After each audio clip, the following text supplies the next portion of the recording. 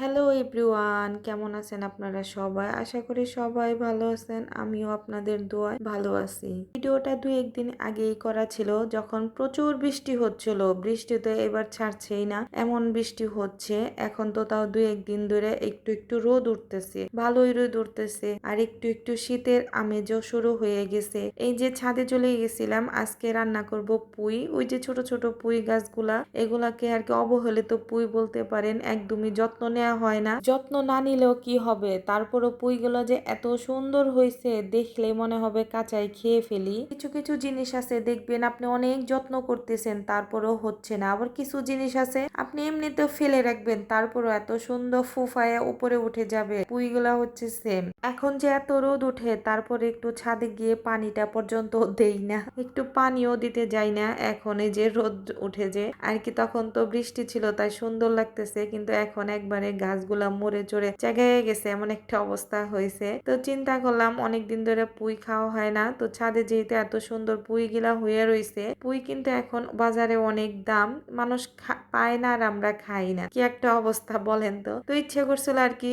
একটু ইলিশ মাছ দিয়ে বেগুন দিয়ে পুঁই দিয়ে তরকারি রান্না করি। এই জন্যে এই যে 1 হাত ভরে পুঁই কেটে নিলাম, এইগুলা দিয়ে আজকের তরকারি হয়ে যাবে, কারণ মানুষ তো আমরা কম, পরিবার ছোট।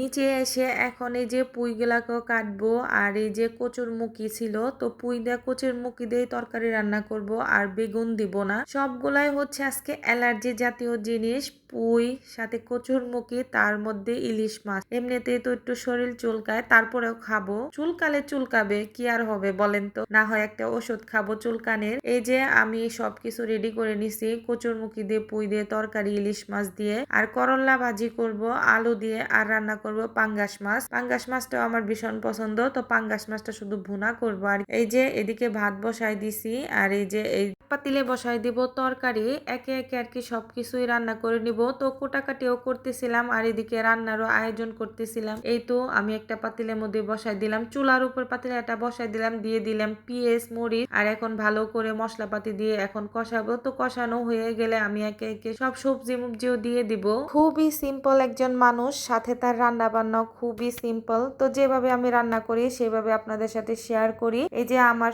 মশলাপাতি গুলো কষানো হয়ে গেছে, দিয়ে দিলাম এখন কচুর মুখি গুলা। প্রথমে আমি কচুর মুখিটা ভালো করে কষাবো, তারপরে দিয়ে দিব যে পুঁই গুলা আর কি। আমি পুঁই গুলা আবার হালকা একটু গরম পানির মধ্যে ভাপ দিয়ে নিছি, কারণ ভাপ না দিলে আমার কাছে পুঁই একদমই ভালো লাগে না। এদিকে দেখি লবণের ডিবায় লবণ নাই, তো তারপরে যে লবণের প্যাকেট একটা নিয়ে লবণটা আবার ভরে নিলাম। তো ভরা হয়ে গেছে এদিকে, তারপরে ওই যে তরকারি বরকারি যা আছে আর ওগুলোও রান্না করে নিব। আর এই যে সাথে নাড়াচাড়াও দিব, নাড়াচাড়াও দিতে থাকবো, এদিকে কাজও করব এদিকে রান্নাও করব। আর এই যে আমার সবকিছু দুই চুলায় দুইটা বসাই দিছে, এখন হইতে থাক। রান্নাঘর আস্তে আস্তে পরিষ্কার করব, কারণ একটা একটা কাম করতে গেলে এখন অনেক ছোট দিন, কাজের সাথে পারা যায় না। তার সাথে এখন আমি এই যে ঘর বাড়িও পরিষ্কার করব।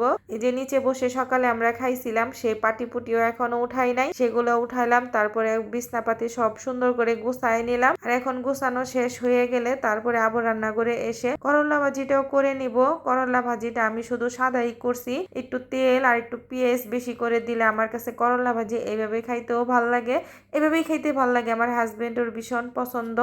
আর এই যে ছিল পাঙ্গাস মাছ, এখন পাঙ্গাস মাছটা হয়ে গেলেই আমার রান্না বান্না পুরা কমপ্লিট। আর এই যে ঘর বাড়ি গুছাইতে গুছাইতে সবকিছু রান্না বান্না শেষ হয়ে গেছে। এই যে করলা ভাজি, আর এই যে পুঁই দিয়ে কচুর মুখি দিয়ে ইলিশ মাছের তরকারি, আর এই তো শেষ রান্না বান্না।